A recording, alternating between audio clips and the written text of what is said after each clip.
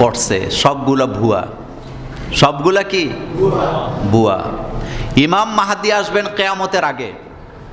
ইমাম বুখারী বলেছেন, ইমাম মাহদি যখন আসবেন তখন পৃথিবীতে কোনো অভাব থাকবে না। সুবহানাল্লাহ পড়েন। কি থাকবে না? ফসলের জমিনে 10 গুণ 20 গুণ পর্যন্ত ফসল বৃদ্ধি পাবে। এক একটা ডালিমের আকার এমন হবে, একটা ডালিমের নিচে 1 গ্রামের মানুষ দাঁড়াতে পারবে। সুবহানাল্লাহ আস্তে কর। সব কিছুতে বরকত। ফলের গাছগুলা ফলের ভারে মনে হবে যেন মাটিতে সেজদা দিয়ে আছে। যখন ইমাম মেহেদী আসবেন এই রকমের বরকত পাওয়া যাবে।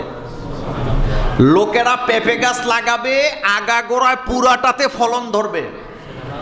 ডালিম গাছ লাগাবে, পাতা দেখা যাবে না, শুধু কি দেখা যাবে? ডালিম দেখা যাবে। কমলা চাষ